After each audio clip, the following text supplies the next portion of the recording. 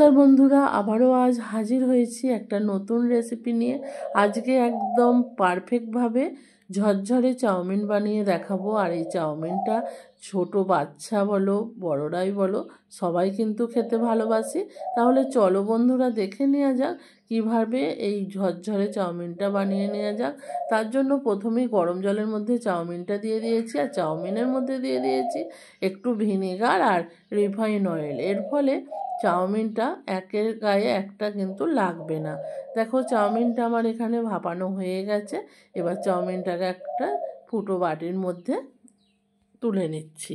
এর ফলে জলটা খুব সুন্দরভাবে গলে যাবে। তোমরা একবার হলেও ভিনিগার আর রিফাইন অয়েলটা দিয়ে দেখবে, একটা চাউমিনও একটার গায়ে লাগবে না। এবার ওপর থেকে সাথে সাথে দিয়ে দেব কিছুটা ঠান্ডা জল। এই ঠান্ডা জলটা দেবার ফলে চাউমিনটা যে ভাপানোর পরে একটা ডেলা ডেলা ভাব এসে যায় সেটা হবে না। আর এখানে দেখো শীতের বিভিন্ন রকমের সবজি আমি এখানে কেটে নিয়েছি। তোমরা তোমাদের মনের মতন করে সবজিগুলো কেটে নেবে। এখানে কিছুটা তেলের মধ্যে আমি এই সবজিগুলোকে দিয়ে দেব। আর এই রান্নাটা সম্পূর্ণ আমি রিফাইন অয়েলে করব। দেখো সব কিছুকে তেলের মধ্যে দিয়ে নাড়াচাড়া করতে করতে কতটা কমে যাচ্ছে। এইটা যখন ভাজা ভাজা হয়ে যাবে তখন আমি এখানে দিয়ে দেব লবণ। লবণটা কিন্তু আগে থাকতে দেবে না। লবণটা যদি আগে দিয়ে দাও সবজি থেকে প্রচুর পরিমাণে জলটা বেরিয়ে আসবে আর সবজিটা ভাজা হবে না। দেখো লবণটা দিয়েও ভালোভাবে আমি এটাকে মিক্সড করে নেব। আর সবজিগুলো কত সুন্দরভাবে ভাজা হয়েছে দেখে নিশ্চয়ই বুঝতে পারছো। এবার সেদ্ধ করে রাখা চাউমিনটা অল্প অল্প করে দেব আর অল্প অল্প করে মিক্স করতে থাকবো। কারণ একবারে সমস্ত চাউমিনটা দিলে ভালোভাবে কিন্তু এটা মেশানো যাবে না। চাউমিন এমন একটা জিনিস যেটা আমরা অনেক সময় কিন্তু কিনেও খেয়ে থাকি। আর এই চাউমিনটা যদি নিজে হাতে বানিয়ে খাওয়া যায় খুবই ভালো হয় খেতে, তাই না? দেখো এখানে টমেটো সস আর সয়া সসটাকে আমি গুলে রেখেছিলাম, সেটাকেও একটু দিয়ে দিলাম। দিয়ে ভালোভাবে নাড়াচাড়া করে নেব।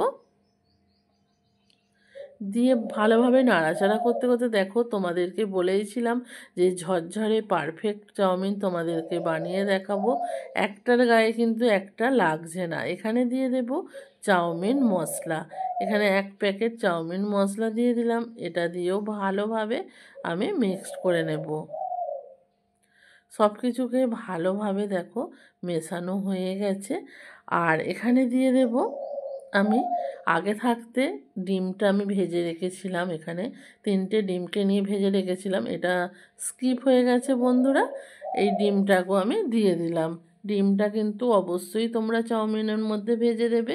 এই রকমভাবে চাউমিন বানিয়ে যদি বাচ্চাদেরকে টিফিনে দেওয়া হয় বাচ্চারা কিন্তু একদমই চেটেপুটে খাবে। আজকের রেসিপিটা তোমাদের কেমন লাগলো অবশ্যই কিন্তু কমেন্ট করে জানাবে বন্ধুরা। এটা একদমই সাধারণ একটা রেসিপি, কিন্তু এইটা চাউমিনটা বানাতে গিয়ে অনেকের চাউমিন গলে যায় অনেক সময় বা আটকে আটকে যায়। সেই জন্য আমি এই চাউমিনের রেসিপিটা তোমাদের সাথে শেয়ার করলাম। তোমাদের যদি ভালো লাগে লাইক কমেন্ট শেয়ার করবে। আর তোমরা যদি আমার পরিবারে নতুন কোনো সদস্য হয়ে থাকো আমার চ্যানেলটা কিন্তু সাবস্ক্রাইব করে দিতে ভুলবে না। কারণ তোমাদের সাহায্য ছাড়া তো আমরা এগিয়ে যেতেই পারবো না।